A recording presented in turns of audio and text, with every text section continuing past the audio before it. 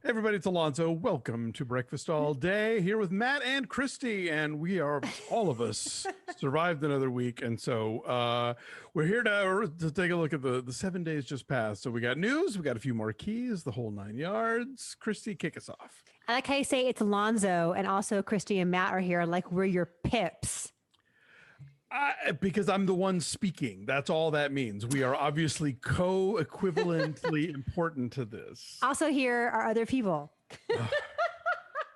I'm cool with it. Fine. I didn't make the face. Hey, Christy everybody, Christy's here. I'm here. And then also Matt and I, whatever. Let's redo the intro. Here. Hello and welcome to the Christy Show. Yeah. I'm Matt, and Alonso is here as well. Yes, but we're not Christy, but Christy is Christy. Now with more chunks of real Christy in every bite. Okay, so the big news, we have sad news, and I'm hoping this is going to turn around at some point, is that our beloved Arclight and Cinerama Dome supposedly are closing forever. I can't imagine a world in which this is actually truly happening, but given that other theater chains are reopening like AMC and Regal, and the smaller chains like Alamo Drafthouse have filed for Chapter 11 to remain alive in some form. We learned this week that all the Arclight locations and all the Pacific Theater locations are all closed for good, which includes the historic Cinerama Dome. I cannot imagine this is true. The massive outcry suggests that something is afoot. What do you guys think? Yeah, I'm not an expert in this, but our friend Mark Edward Hoyk, who is an expert in this, says that this is basically like liar's poker. That basically Pacific Theaters is way behind on their rents, and so what they're doing is they're handing the keys to the landlord and saying, "All right, you guys do it." And I think the landlords are going to realize that it makes more sense to massively forgive, in a lot of cases, the Pacific Theater's rent rather than try to find new tenants or tear the thing down and start over. That is when we're talking about stuff like the Cinerama Dome, which I don't think you can tear down anyway, because surely that's a historical site. It has, protection. Yeah. But I mean, like, that. But I think like the Arclight, that it's too complicated, the one at the Grove, it's too complicated to try and like tear it down and turn it into something else. Like, do they try and find a new tenant? Maybe, but I suspect they wind up being forced to cut a deal with Pacific for them to carry on. Where it does come into play, I think, is for your smaller Pacific locations, like that are in strip malls somewhere, where they could very easily just be like, all right, fine, the hell with it, we'll tear it down and make it a Lady Foot Locker or something. But I think for the big showpiece, things like the Arclight chain, like the Grove, like the Dome, certainly, and a lot of the other bigger ones, it's just a matter of who blinks first. I think that's what Mark says, and I think he makes a lot of sense. Who is Mark, and why does he know anything? Mark Edward Hoyk, he was, when they did the show Beat the Geeks on Comedy Central, he was the movie geek. He's one of the more well-versed people I know about not just movies, but also the business of it. He was a manager at the New Art for many, many years. Okay. So like somebody who really understands the nuts and bolts of distribution and exhibition and that kind of stuff. And so I take him at his word that he sees what's going on here. We could all be wrong, but I think it sounds right. Okay. I mean, I will say when he says billionaires versus billionaires, I think that might be a bit strong on one side at least. But sure. I mean, look, like right now, nobody's making a ton of money in exhibition. Like the theater business is tough these days, and I think that Pacific is mostly a SoCal, LA area chain. Yeah, so they've been closed for like 14 months or so. Right. They've been closed. The Arclight has a couple of other locations in other states, but the vast majority is here in LA. And I think part of why this hits both those of us that cover this beat, as well as filmmakers and actors, is that Hollywood location was like the favorite spot. That's first of all, there's a million screenings there, right? Like we were talking about this as we were texting each other. The three of us have probably spent more time together at the Hollywood Arclight than anywhere else. Yeah. And the Grove, or the Grove. Well, probably, I think more the Arclight, but then also the Grove is a close second. When I used to check it, I had one of those apps on my phone where I would check into places. I was like the Duke of the Arclight. And I think that the other thing too is as much as, I mean, we forget, like the Arclight really is, especially in Hollywood, like there is a pride in movies. There's a kind of street cred and like, oh, everybody here really loves movies. And when the Arclight first opened up, that was, I think, a little bit unusual outside of places like the New Art, because for so long, the theaters, like especially like the Chinese had gotten ratty, right? I mean, like we've been here, I think we've all been here long enough to remember what the Chinese was like before the Hollywood and Highlands went in. When right? they had the second and third screen that were really just kind of and the Arclight had its rattier days. I mean, sorry, the Cinerama Dome had its rattier days too. So I think a lot of people have missed, or especially this last year, like we've missed going there, and now it's like, oh well, we're gonna go back to normal, but not this part. I hope that it is brinksmanship as far as the rent is concerned, because that, and I think Pacific's probably got the stronger bargaining power, because you're right, Alonso, like those spaces, none of those spaces in any location are easily converted to retail. Coupled with anyone coming in as a theater, like if you come in to run one of those locations, you can demand a lot from the landlord to say you're going to come in. And at that point, it's probably worth it for the property owners to just say, you know what, we're going to call this even and we'll just start going forward. I hope that that's the case. Yeah. I hope. For folks who don't live in Southern California, or maybe don't follow movie theaters all that closely, the reason that your Twitter feed for a couple of days was all filled with like tearful, nostalgic pleas about the Arclight was it's like a cathedral. It's beautiful. You walk in the lobby is these giant soaring ceilings, and it's like gleaming. And in every auditorium, the sight lines are pristine, and you get this real sense that they take great care with the quality of the projection, the quality of the sound. I think it's one of the first places that allowed you to pick your seats ahead of time. So that was unusual. You can go and get a glass of wine and watch your movie. That was unusual. You can have, a dinner beforehand or a drink afterward and talk about what you had just seen.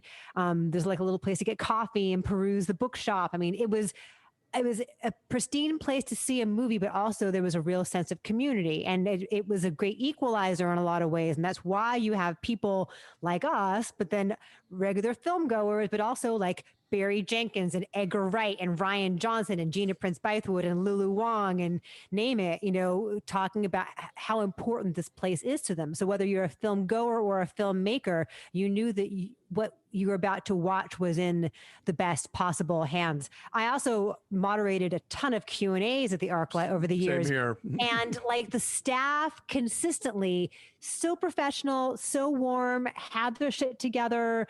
And you knew that whoever you were interviewing, even if the interview itself went sideways, the folks who were running it always knew what they were doing. So, and also I talked about this on Press Play this week. When you're a freelancer like we are, you don't go into an office, right? Like if you work for a newspaper, you go into an office. The Arclight is our office and our watering hole afterward. And so it's a really important place. Yeah, we do go beforehand. We do go to the Grove a lot too, but the Arclight was an elevated experience. Yeah, I mean, part of the thing about the Arclight was there were no ads before the movie. Fewer trailers than you would get at other theaters. Only 7 minutes of trailers. Yeah, and a human being would come out and introduce each screening and say, I'm going to be standing at the door. If there's any issues with like sound or picture when we get started, come find me. If not, come find anybody else who's wearing the blue shirt. So it's like so many, I think, theaters, you just feel like if the sound is shitty or the picture's wrong or some asshole is talking, like there's nobody to find. You have to run out to the lobby and hope that the guy selling popcorn has a walkie to the booth or something. But the Arclight was very much about like, come and tell us, we will fix it. And so that's a level of service that you don't get at most theaters. Although I'll point out that also then makes your operating costs higher. And I'm just and the tickets were more expensive. So the tickets were more expensive. Yeah. One of the things I saw IndieWire before the news broke about this shutting down, IndieWire had done a report on where they had mentioned that the Arclight Culver City location had been hit with an eviction notice because they hadn't paid their March rent, which was like $180,000. That puts that Culver City location at over $2 million for a year. So imagine what the Hollywood location is. That has to be even higher. And it's not like they own that property. They have to be renting it. So there's the other. And then when we talk about less ads and less trailers, that's less revenue. That's a lot less revenue. Do studios pay to have trailers played? In some cases, I thought that was just. I thought theaters were just doing that for themselves. I mean, in some cases they do. In some cases, but all that pre-show entertainment, that's ad space that gets sold, and a piece of that goes to the theater. Right. Then the screenings and Q&As and stuff, that's a whole other line item that had to hit Arclight extra hard this past year. True, because studios are definitely paying for that, for the look, it's been a shitty year in general for everybody, and the government has certainly not stepped in the way that it ought to take care of individuals, to take care of small business, and as we're seeing here, to take care of larger businesses, and I do think that I'm not fully giving into the panic about this, just because I do think there is a certain level of who's going to blink first. Worst case scenario, like the Arclight space becomes like an AMC or something. I don't know, but I can't imagine that they're going to just let that thing die. And I know they certainly can't tear down the Cinerama Dome, because it is as close as we have to historical landmarks in LA. We don't have the Brown Derby anymore, and they hauled off the tail of the pup, but damn it, you're not taking the dome. I was going to say that place that's shaped like a hot dog where you could get hot dogs. Yeah. The tail no longer exists. But it has some kind of like LA County cultural historical preservation designation. So anyway, we'll keep you posted on this. Yeah. Here as well in LA County, the floodgates have opened to allow folks to get COVID vaccines starting April 15th, which was yesterday. Anybody over age 16 can now get it. There are no, precursors as far as health issues or anything. So a lot more folks are hopefully going to get vaccinated. I got my second shot yesterday, and Matt got his second shot. My arm is still sore. I was very tired all day yesterday and went to lie down for like 2 minutes and woke up 2 hours later. And I had chills last night, but I'm okay. I'm okay now. Any body aches outside of injection site? No, it's just like my arm is sore, and I was just tired. I was just like, ugh. But like today, I'm my perky self today. Pfizer or Moderna? Pfizer. Gotcha. What did you have? I'm Moderna, so my number 2 is going to hit hard, I think. Yeah, Matt, what are you? I got the Pfizer dose. It was my second dose last Friday after we taped the show. My arm was a little sore, I think the following night, but I felt fine. Like I never felt tired or I mean, more tired than usual. I felt okay. So I guess I got the placebo. Well, I'm glad you're okay. And then unfortunately, they have pulled Johnson & Johnson off of the, I hate to say shelves, or not shelves. They pulled circulation. Yeah. Yes. So because there were 6 cases of blood clots out of the 6.8 million doses that have been administered. So hopefully that will be able to come back soon. Yeah, as someone said on Twitter, there are more Air Bud movies than there are people who reacted badly to the Johnson & Johnson vaccine. But. Yeah, I mean, I guess they have to be careful. But it seems like a bit of an overreaction. So anyway, more folks are getting it, which is great. It's very exciting. Other news, very sad news, it appears, that for good and for real this time, Jennifer Lopez and Alex Rodriguez have broken up. Yeah. They announced it. I know they announced it in a statement to the Today Show, which is like tantamount to giving it to the New York Times and celebrity culture. So that is real. They said that they realized they're better off as friends. They have been engaged.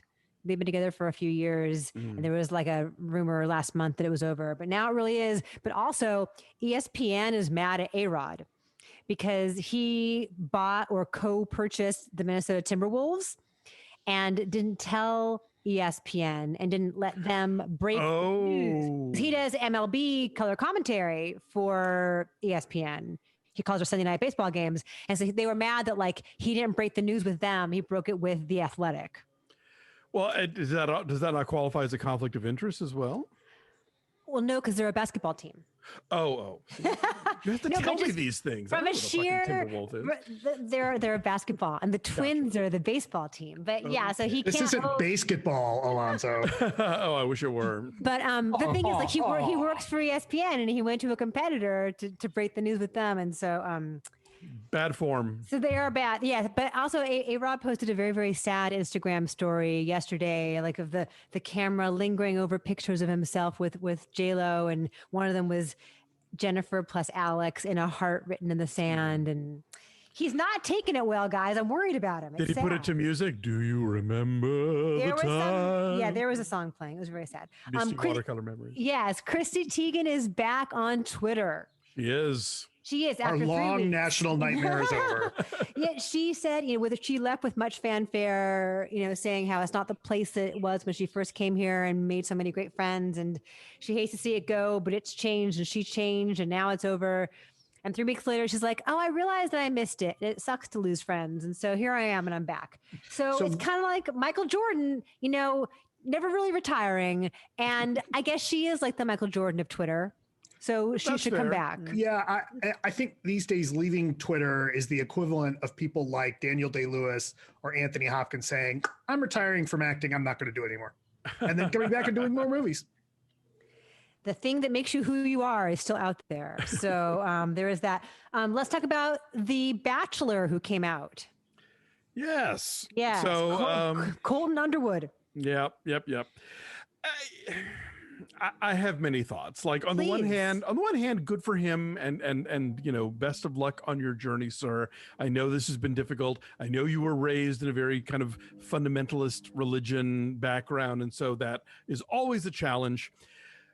On the other hand, like maybe get to know yourself and understand your life before you immediately sign on to make a Netflix reality show about your journey as a gay man. Just going to throw that out there. That's all I got. Can they do like a gay season of The Bachelor with him? That'd be awesome. It's been mentioned, and I don't see why not. I mean, it would be.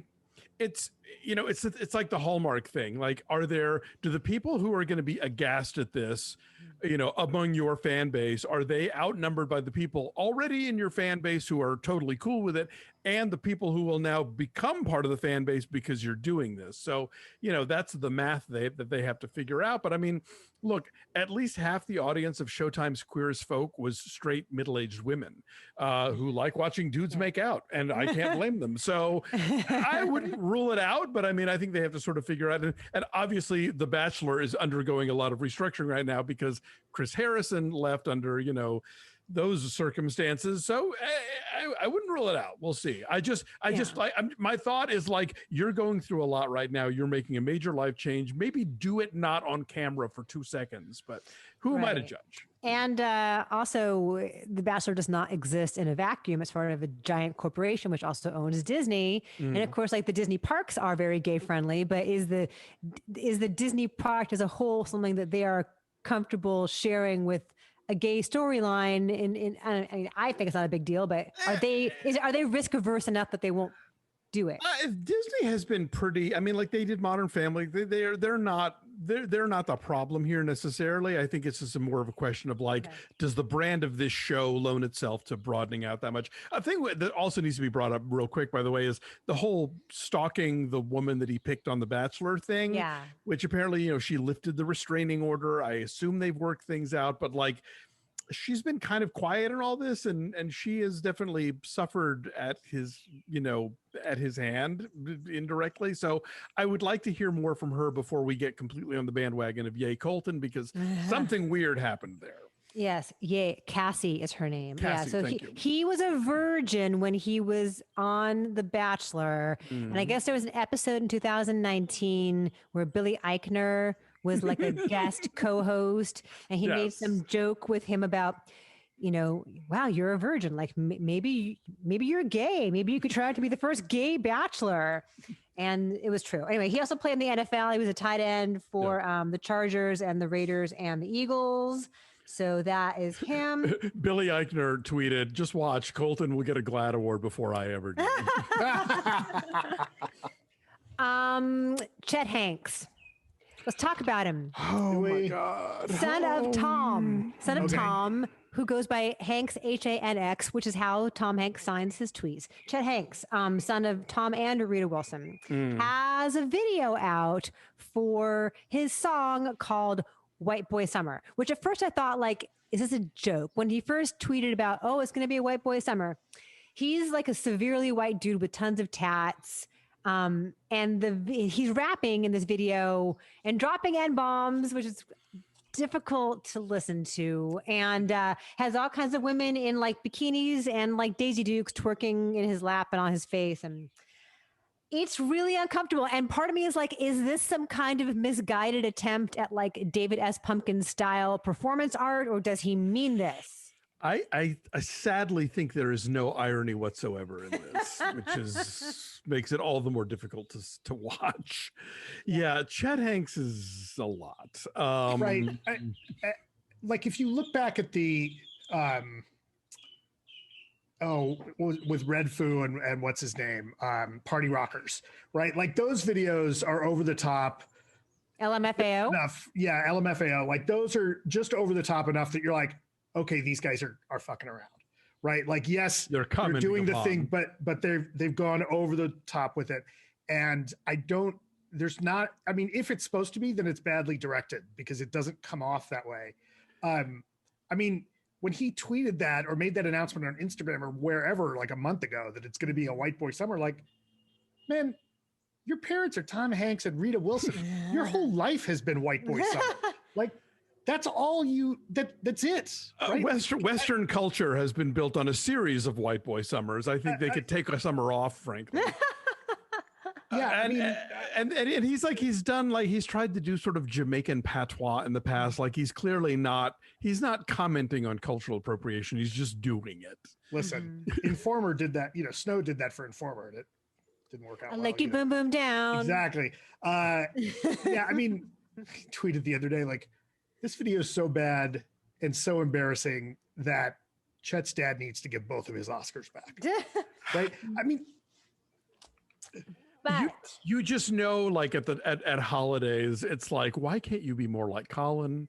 No. Come on. Well, right? actually, Like, go ahead. This makes me rethink, honestly, and I know I'm going to get shit for this. Like, I'm a little bit questioning my whole thoughts about Tom Hanks and Rita Wilson, at least just as parents. Like, how do you get a kid that does this shit? So here's the deal. So I actually read a whole article in Vanity Fair about all of this, in which Tom Hanks has talked kind of honestly about how Colin turned out differently because he was a child of his first marriage when he wasn't super famous and super wealthy yet.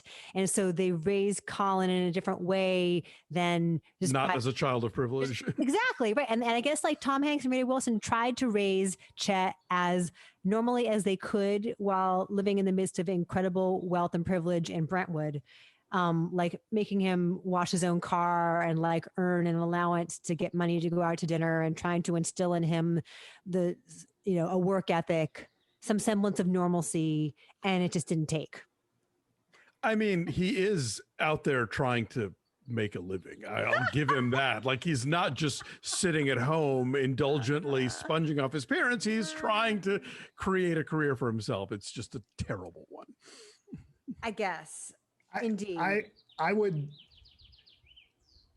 be willing to let a lot more go, but man, you can't drop N-bombs. No, like you just can't. Like no. Not in 2021. Thank you very much. Not if you're Chet Hanks. No. Right? Like sure. I'll buy that there are white rappers that can do that because they've whatever. I wouldn't do it, but that's me. But it just with Chet Hanks, it's a little like, man, read the room. Yeah.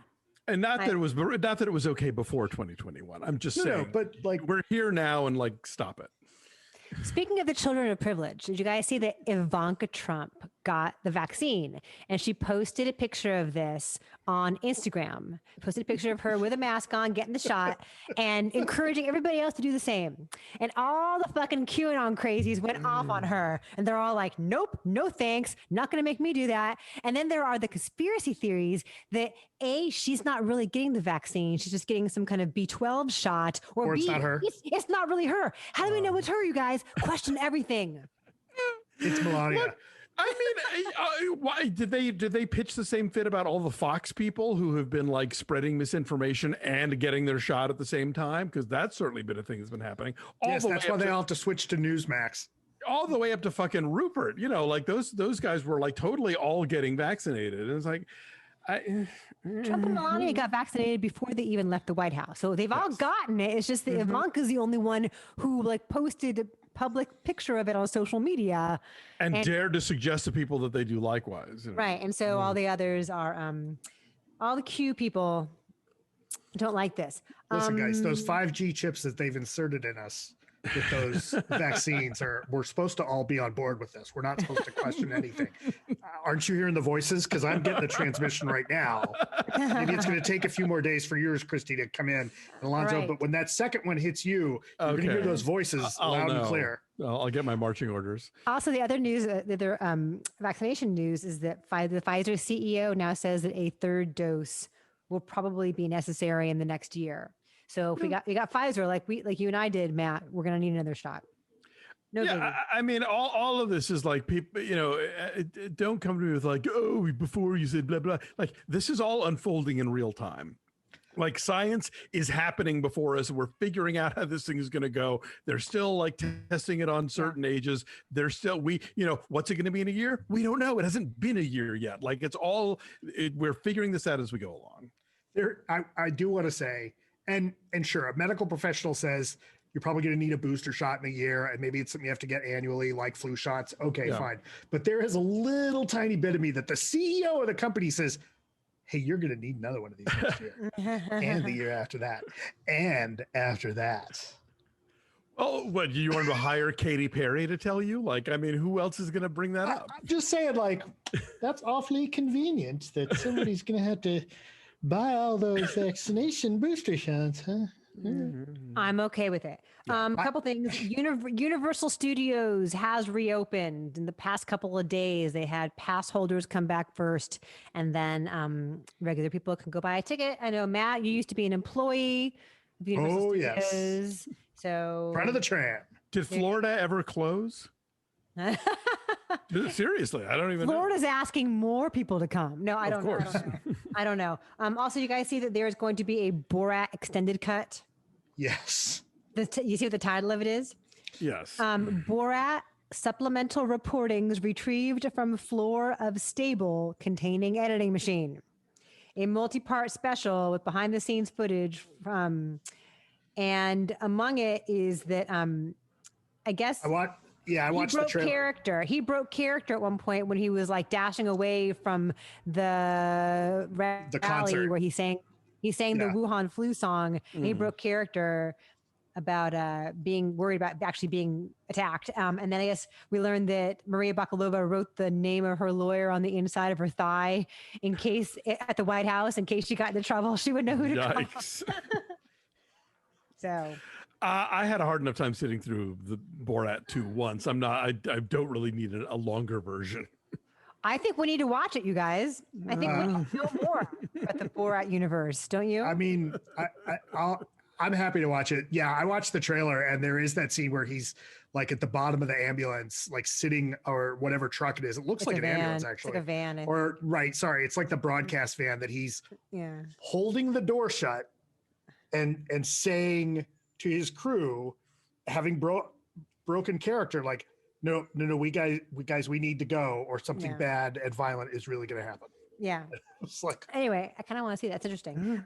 So Game of Thrones, whoever runs the Game of Thrones Twitter feed tweeted on Wednesday, winter is coming. I thought winter already came. Alex Winter? Right. Didn't winter already come? Like Winter Mitchell. Are they suggesting that like they're going to do a make good on the last season because everyone was pissed about King Bram? Like what's that about, do you think?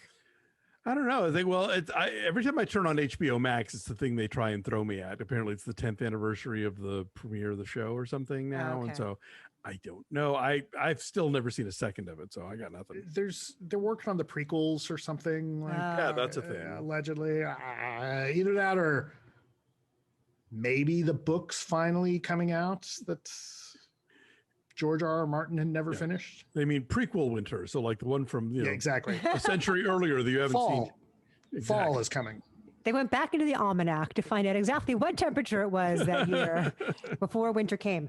A few more things. Jaleel White has launched his own cannabis company. It's a brand called 710 Labs. He's launching it on 4/20, on April 20th, of course, of all days. Because there already is, again, I know nothing about pot, as we've all already determined on the show, but there already was like a strain called Purple Urkel.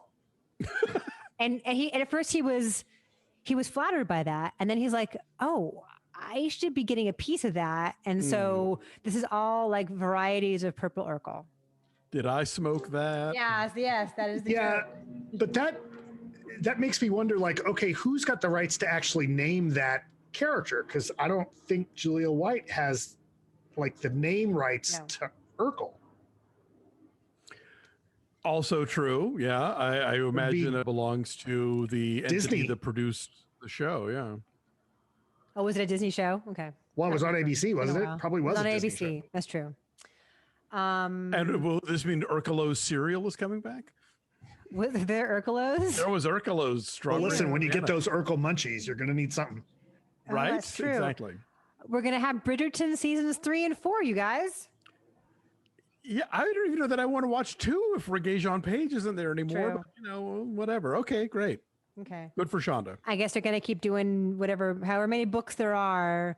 Netflix is just going to keep printing money with these books. Couple things, and Alonso, I know you tweeted about this, that there's going to be a TCM documentary tracking the Orson Welles cut of Magnificent Ambersons. What do we know about this? So apparently, one of like the great like white whales of cinema, like the people have been trying to pursue for years, is the original cut that Orson Welles created for his second feature film, The Magnificent Ambersons.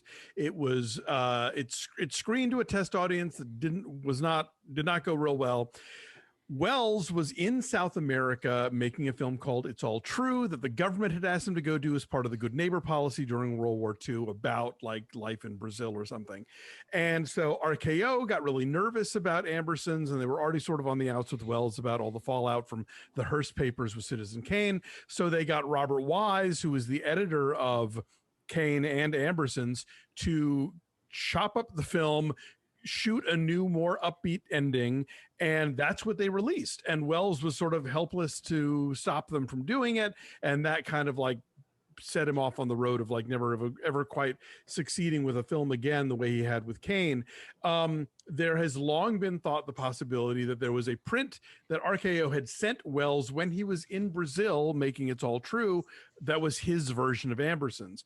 And so this guy has been spent like the last 25 years something trying to find this elusive lost film. And so TCM now is coming in to produce this documentary about the making of the film, the search for this lost version, and possibly the finding of the lost version if they do, in which case TCM would also sort of like help get that restored and out to audiences.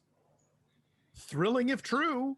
Yeah. It would be, that's one of the movies that I think anybody who cares about film has always wanted to see and just assumed was lost forever. So if it turns out we do get to see #release the Wells cut of The Magnificent Ambersons, that would be a major like milestone in cinema history.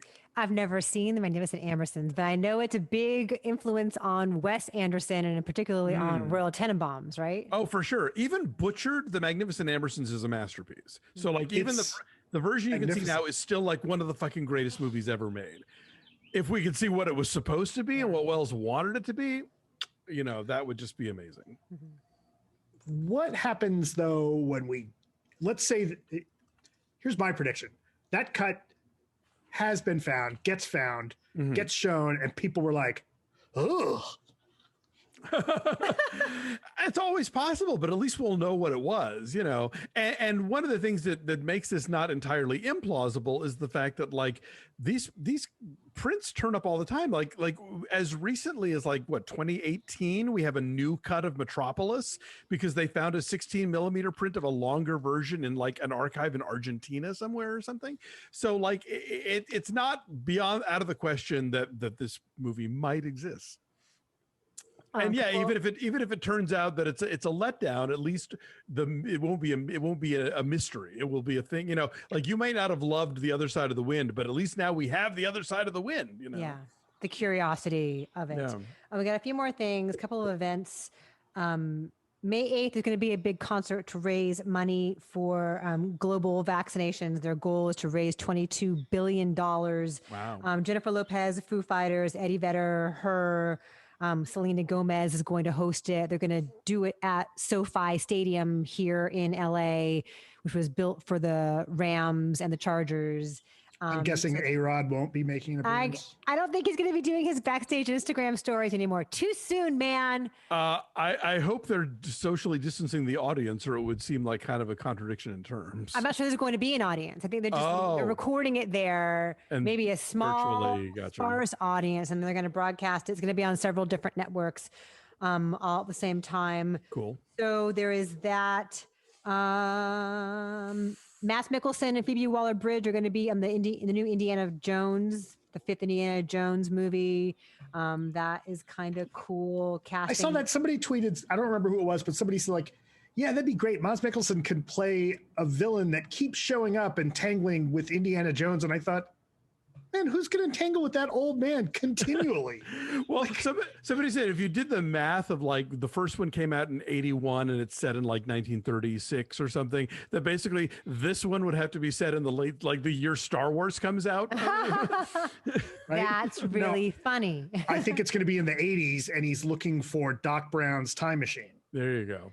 Yeah, I don't know what, I'm assuming that whatever Indy's son, Rusty or whatever, whoever they introduced in 4 is not coming back, but who knows? Shia LaBeouf.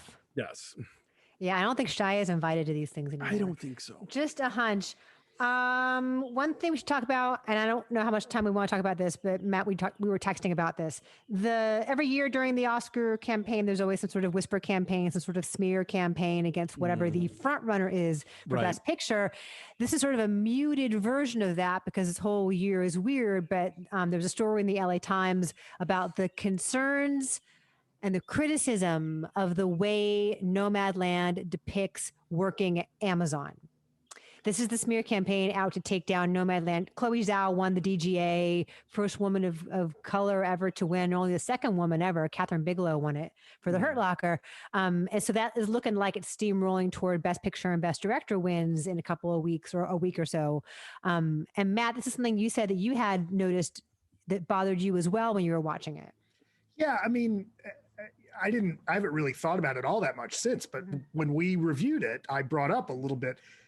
Part of my complaint with the movie was we've heard so much about how awful shit can be at Amazon, and the movie just, if not ignores it, does the opposite, make it seem like, hey, this is actually a pretty good gig for people. So that didn't sit right with me, but otherwise I think the movie's great. I don't know if the movie's necessarily about that. I mean, like it doesn't necessarily have anything to say about like, the beet harvest, which looks like it's pretty grueling. I don't know. I think that's a valid conversation to have about Nomadland, but I think in the context of award stuff, it's like, really, this is all you got? Like it's the best you got. Yeah. I mean, as I said in our review when we recorded, I said, look, I know that that's not what the movie is setting out to talk about at all, but it's still like we all live in the world, and that is a big topic, and it's something that was just a little like it just rubbed me the wrong way, where Zhao's other movies have been so grounded and so willing to deal, like if not deal with, like, it just felt wrong. It just felt a little like, oh, she got access to be inside a warehouse, so she has to be nice. If a voting body didn't have a problem with all the things that are wrong with Green Book, then fuck it. Now we want standards and realism. Right. Look, if the voting body was that mad about Amazon, they wouldn't. You'd see no votes for Sound of Metal. Sound of Metal. So sure, yeah. Or Time. Or Time. Right. Time is very good. All right. So one last thing. Helen McCrory died. Yes. At 52, very young. I didn't realize she was married to Damian Lewis. That's who announced this. I didn't know that either. Okay. That's who announced this, that she had died. Did a lot of television, including Peaky Blinders, a lot of stage work. You might know her from the Harry Potter movies as Mrs. Malfoy. Narcissa Malfoy, mother of Draco. Yeah. So very sad. There's Sabrina. If you guys were watching earlier during this segment, you see Baxter peeing on one of the camellia trees behind me here, if you're paying close attention. they got to do what they got to do. And Sabrina's there too. Anyway, that's all I got for you. Matt, what do you have for marquees? Oh yes, let me bring them up. Give me just a moment. I want to throw out real quick while we're doing the screen sharing. Speaking of TCM, which we were earlier, the TCM Film Festival has announced the stuff that they have coming up for the festival, which is going to be completely virtual again this year, both on TCM and on HBO Max. And they have some cool screenings and interesting guests. And they're doing like a comedian roundtable reading of the screenplay of Plan 9 from Outer Space. Oh, fun! Which looks fun. Okay, only a few marquees and pictures this week. This first one comes from Geoff Swanson. This is the Parkway in Minneapolis. As Geoff tells us, things have not been great there this week, as we know, because of not only the trial, but another shooting. So Geoff writes us and says, not an awesome week here in the Twin Cities, but the Riverview Theater quoted Octavia perfectly with their marquee, Octavia Spencer. And it says, the way to bring about change is to be proactive and active.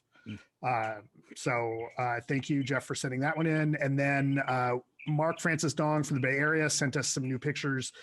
This is the Balboa Theater, proclaiming that there's going to be a Godzilla Fest in May. He writes, hola, more signs of life in San Francisco. The independent Balboa Theater is opening with the Godzilla Fest May 14th, 15th, 16th at 50% capacity in its 2 theaters. And as you can see that, it says, we're coming back, baby. Godzilla Fest May 14th to the 16th. Thank you, neighbors.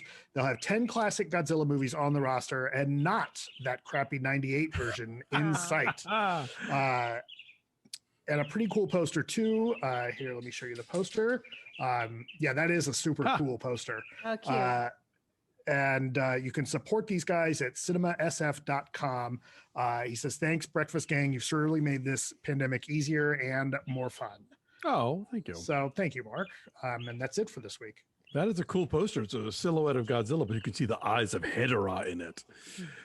All right, are we that's it. Okay, awesome. Unless you want to see Sabrina again. Always. Sabrina. Oh, Sabrina. I miss her. I mean, I miss you, Matt, but I really miss her. Well, right, but she's cooler than I am. Thanks for watching, everybody. Like this video, subscribe to our YouTube channel, check us out on the social media at BeFastAllDay, and check out our Twitter. Our Patreon at patreon.com/BeFastAllDay. The viewers the subscribers have spoken. We are reviewing Gentleman's Agreement, directed by Elia Kazan, as our best picture classic. That none of us seen this. I've not seen it. I have not seen it. Matt, have you seen it? I have not. All right, so sorry, Sabrina's gone around the corner. I need to go find her. Oh, I understood. All right, it'll be new to all of us, so check that out. Of course, we're continuing our recaps of Falcon and the Winter Soldier, which has gone to really interesting places. Anyway, have a good week. Take care of yourselves and each other. We'll see you next time. Bye. Bye.